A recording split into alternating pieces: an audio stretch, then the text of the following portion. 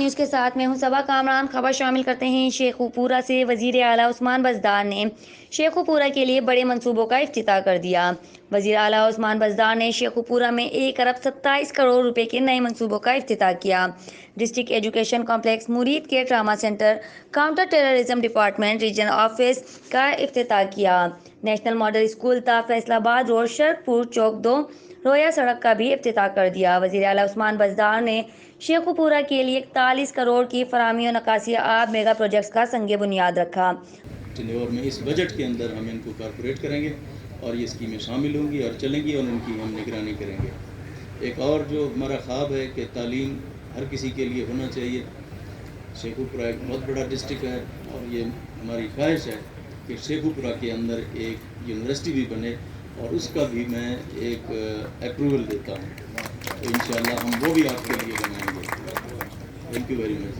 وزیر اعلیٰ عثمان بزدار کا شیخوپورہ میں وارث شاہ یونیورسٹی کے قیام کا اعلان۔ آج میں شیخوپورہ کے لوگوں کے لیے 10 ارب روپے سے زائد کا ترقیاتی پیکیج لایا ہوں۔ اس پیکیج سے شہر کے دیرینہ مسائل حل ہوں گے اور عوام کو سہولت ملے گی۔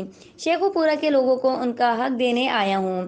ضلع شیخوپورہ کے لیے 8 ارب 38 کروڑ روپے کے مزید 19 میگا پروجیکٹ شروع کیے جائیں گے۔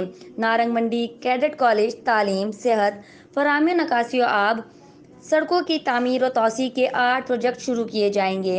سیاحت کے فروغ کے لیے ماناوالا سے سچا سودا تک سڑک کی تعمیر کا سنگ بنیاد رکھا گیا۔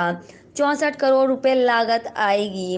شیخوپورہ گجرانوالہ سڑک کی جلد تکمیل کے لیے کوشاں ہیں۔ معاون خصوصی ڈاکٹر فردوس عاشق ایوان، ارکان اسمبلی اور دیگر متعلقہ حکام بھی موقع پر موجود تھے۔ رپورٹ کرتی ہیں فروا ادریس، آن نیوز شیخوپورہ۔ لائک کریں، کمنٹ کریں، شیئر کریں اور بیل آئیکن کو پریس کرنا مت بھولیں۔ دیکھتے رہیے آن نیوز۔